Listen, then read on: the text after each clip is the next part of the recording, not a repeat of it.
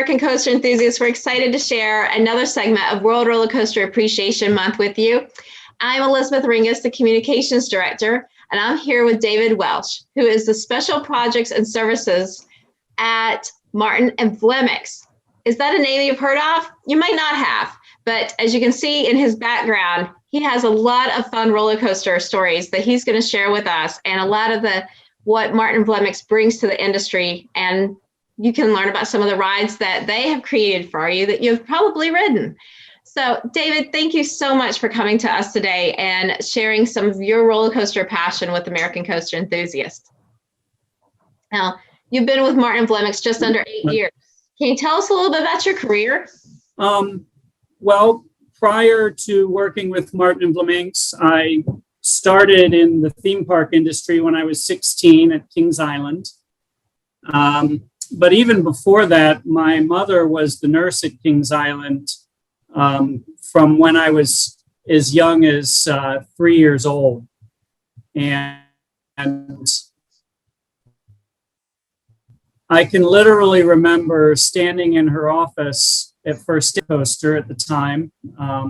Since then, it's had 3 other names, but I would just stand in the window and watch that car zoom by, and I wanted to know what it was, and I couldn't wait, to get out there. So wooden roller coasters specifically have a great memory in my, history. And I can remember riding that for the first time with my father. I can remember riding the racer at Kings Island when I was a little bit older. I remember watching the construction of the Beast and riding that for the first time when I was 9 years old. And, my entire life, I've always been fascinated by theme parks. Our family vacations were Walt Disney World. So I just kind of always knew in my head that it would be Kings Island, Disney World, and then I would go from there. And that's kind of exactly what I did. So I just started out in foods.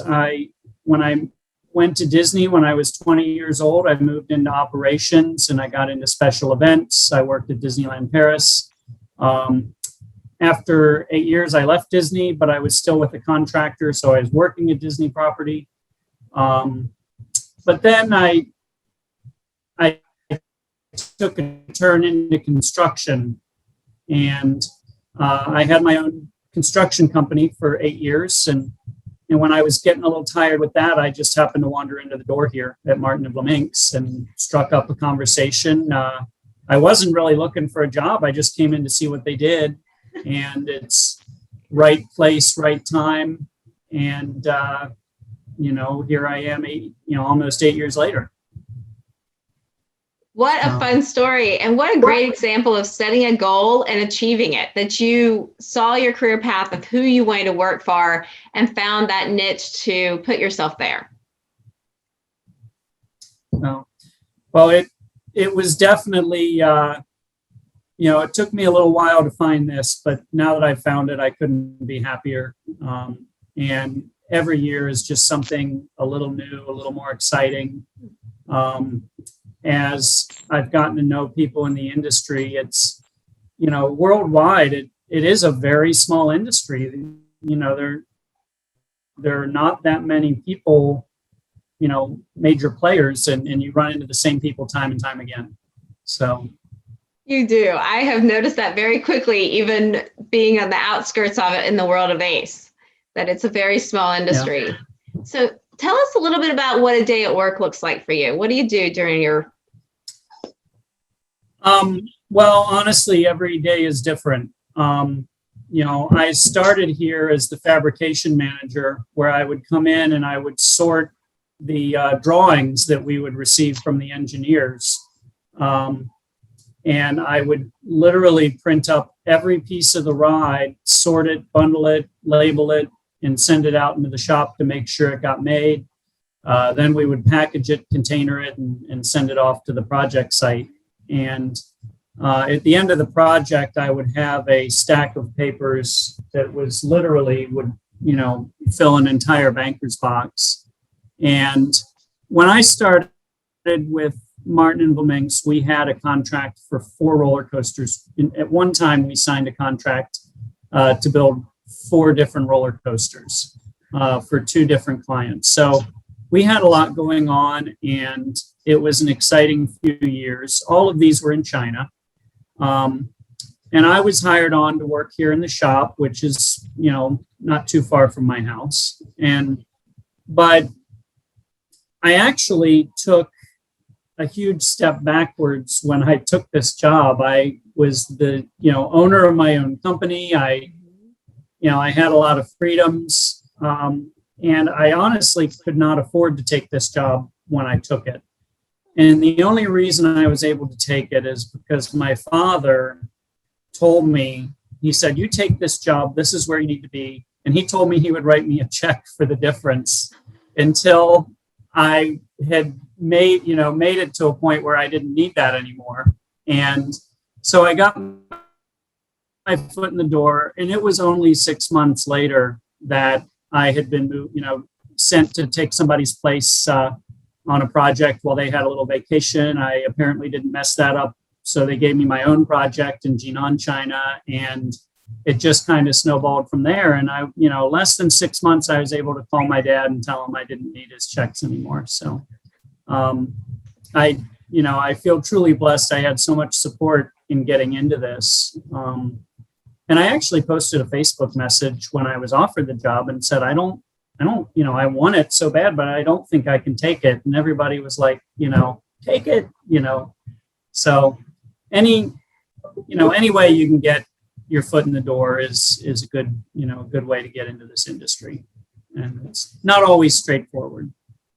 That's great. Thank you for sharing that with us, because that's so true. And whether it's the roller coaster industry, or I've honestly found that in my career too, that it's been such an unusual, circuitous path, but it pays off in the end when you take those risks. You just have to jump with both feet in sometimes. Yes. Well, and you talked a lot about your passion for building roller coasters. Do you love to ride them too, David? I do. I was at a Six Flags event a couple weeks ago, and I rode all 3 of their Woodies, out at Six Flags St. Louis, and they were fantastic. My daughter was with me. I was able to bring her with me, and we rode almost everything in the park. I know I got to the inverted coaster, and I just felt like at that point I'd had enough. And because I knew we had a couple more to go, I thought I'll pass on that one because I want to ride. They had Mr. Freeze Reverse Blast, and that blew me away. But I have noticed I'm at a point in my life where I can't do it time after time after time. Just do me in. But I'll ride as much as I can, but I've gotten to the point where I know when to say when.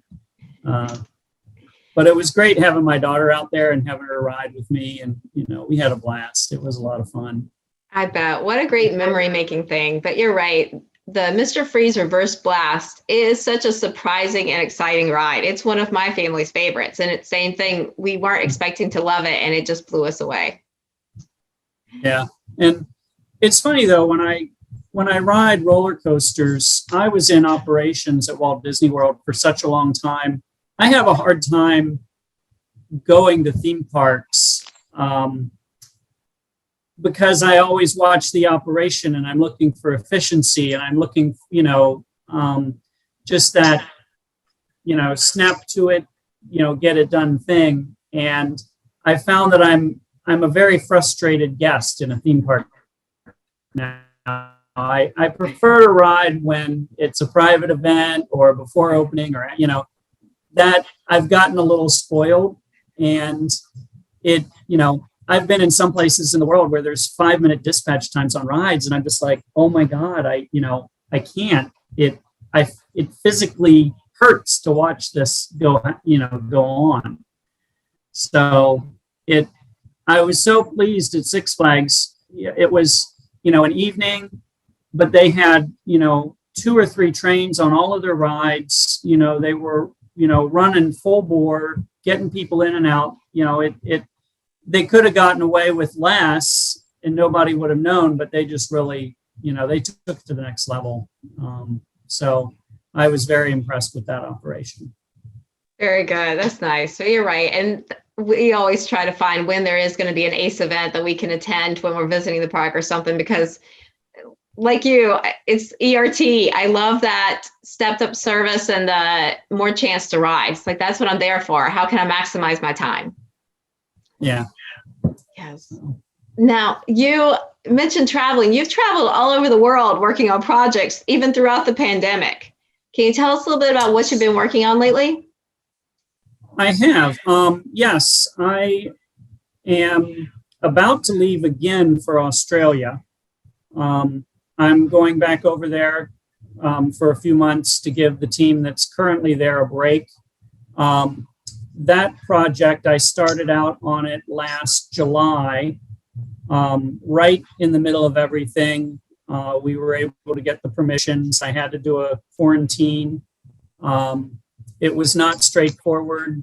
At times, I thought I wasn't even going to be able to get into the country because they had lockdowns between states. And, but, Village Roadshows, talked to the right people and made it happen. And this is a very important project for Gold Coast and their tourism and getting things back to normal.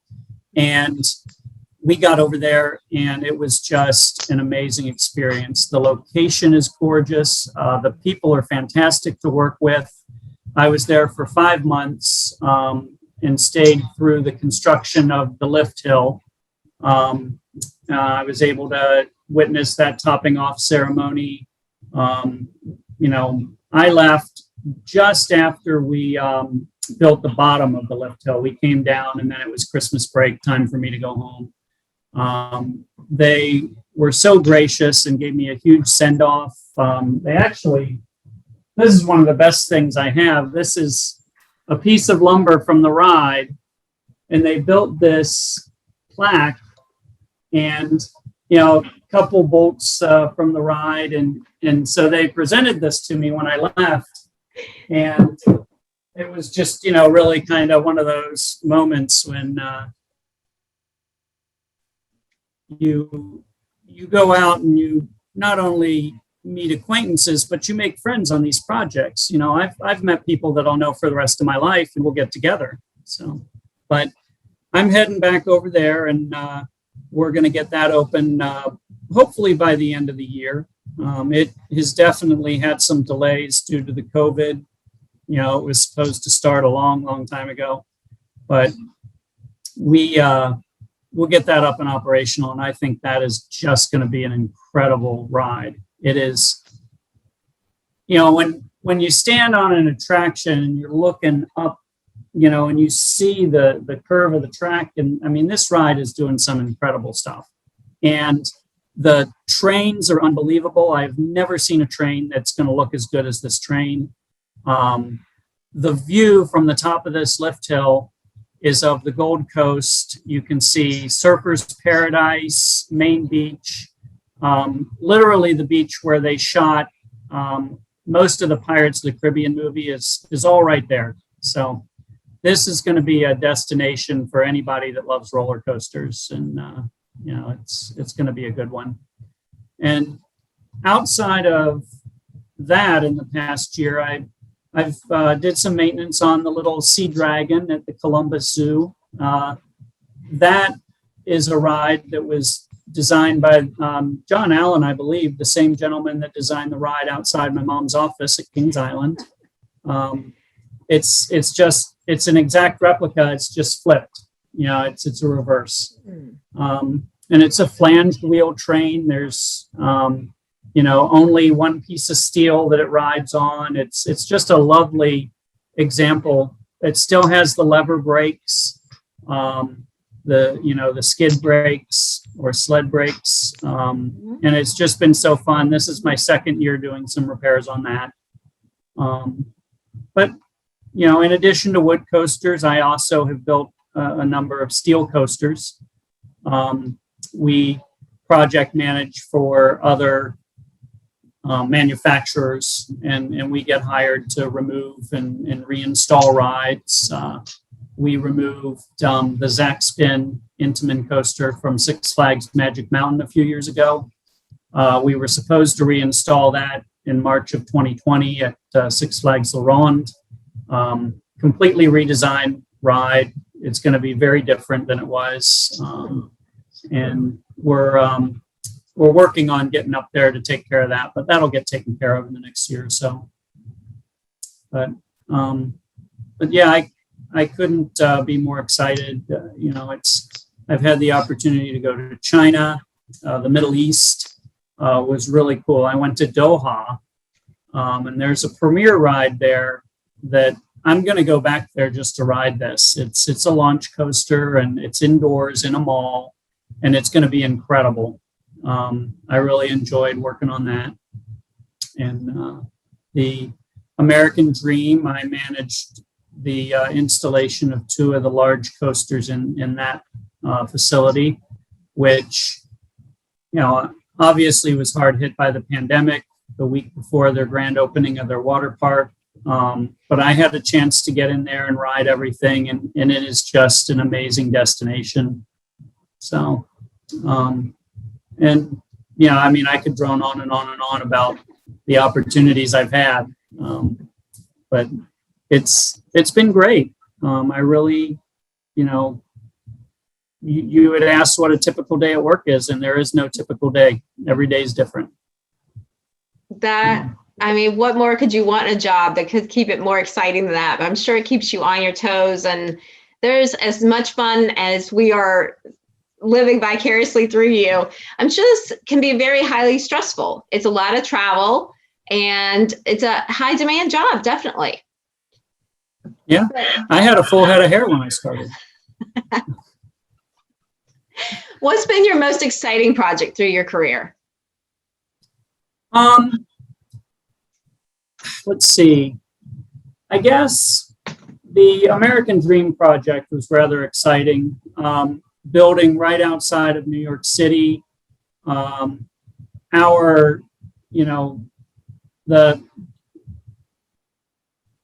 pieces for the ride were stretched out over 2 football field size fields, 3/4 of a mile away from the job site. You had to schedule to get every piece in the building. That was excitement every day.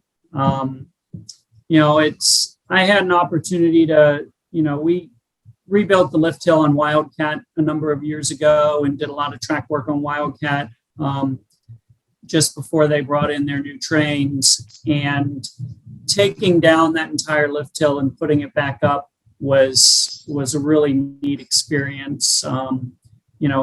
Getting to walk on all these coasters, Boulder Dash, in the middle of summer, in the dead of winter, it's, using a chainsaw to cut up roller coasters. It goes against, but that's what you do. You take it out.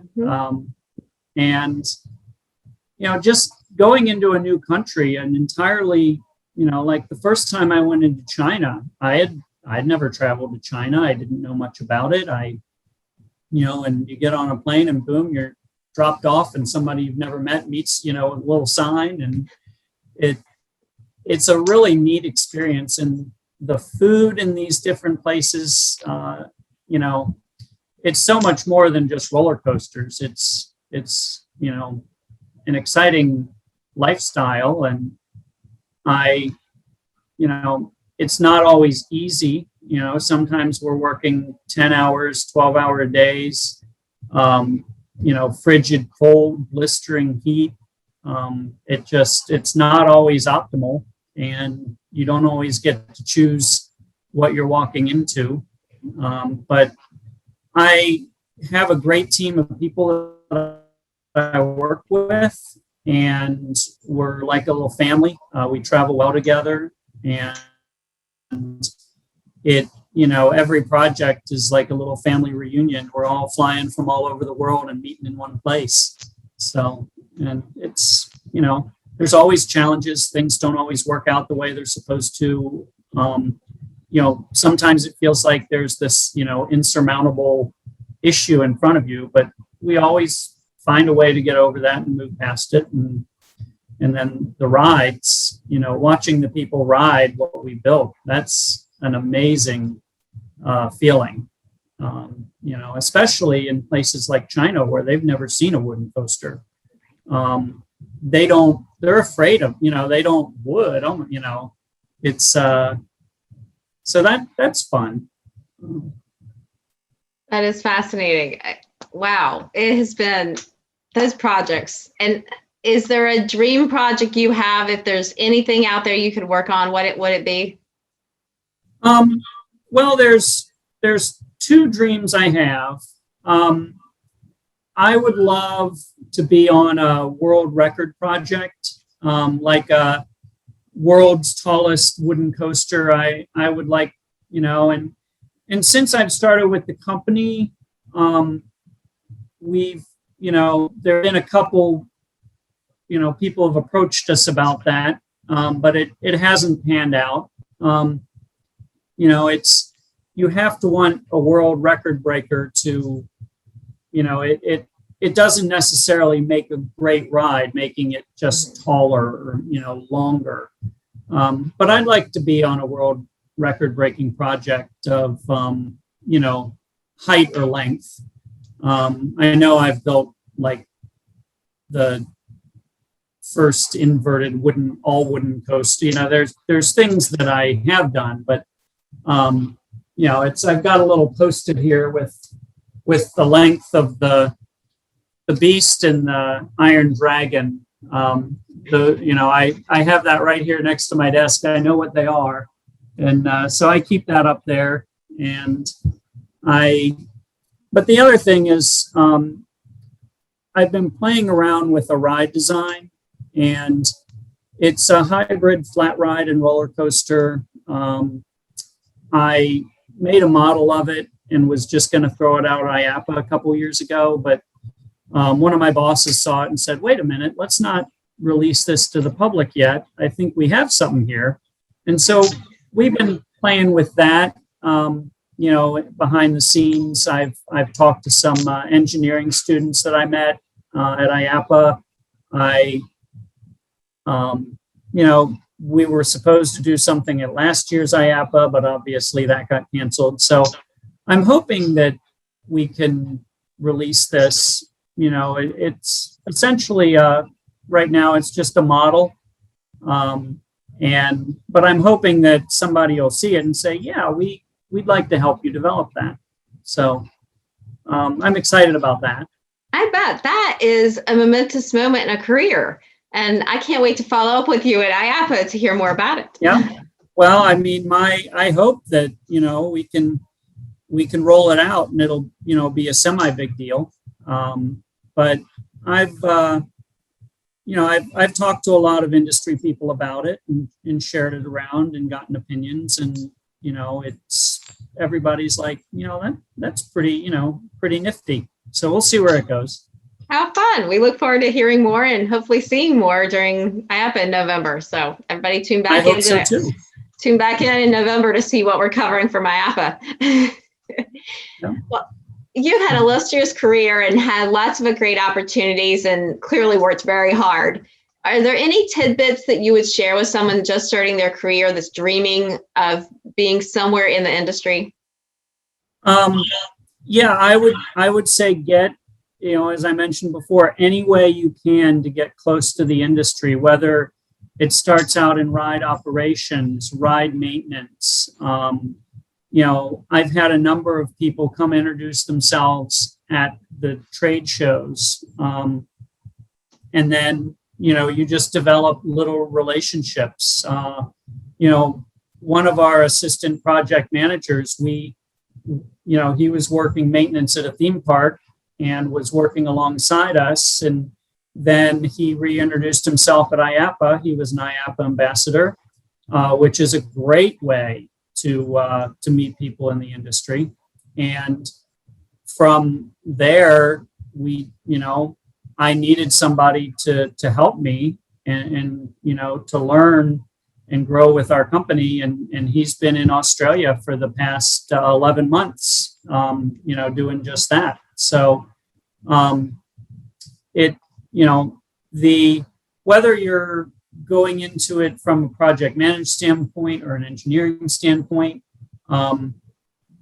get involved with your schools. A lot of schools have these neat, attractions programs where they build attractions as, part of their curriculum, and they have clubs. I know Ohio State is one that stands out. I've seen a number of others. It's just get involved in the industry. Ames, even if you're not, sign up for Ames and go to their, they do every year in Galveston. They teach you how to maintain roller coasters, how to, safe operations. That is a fantastic way to meet people in the industry and get some education. So it's, there's a lot of ways to get involved. You just have to get as close to the industry as you can. And sometimes it's hard work. Sometimes it's dumb luck. It just depends. So true. So true. Well, David, thank you so much. You're just a wealth of stories and ideas, and we look forward to staying in touch with you and keeping ACE members in the loop of what's happening. No, every time I work on a project with an ACE plaque, I always take a picture of it, and I keep it in my photo file. So I just keep trying to collect them. I love to work on the classic rides and without, upsetting the industry by making some silly change. I love what I do, and I feel so lucky that I get to do it. And I've really enjoyed, talking with you, and hopefully I didn't run on too much. I have a habit of doing that. So this was wonderful. I truly enjoyed it and can't wait to share it with all our members. And everyone, I hope you enjoy all that we were bringing you for World Roller Coaster Appreciation Month, and get out there and ride this summer.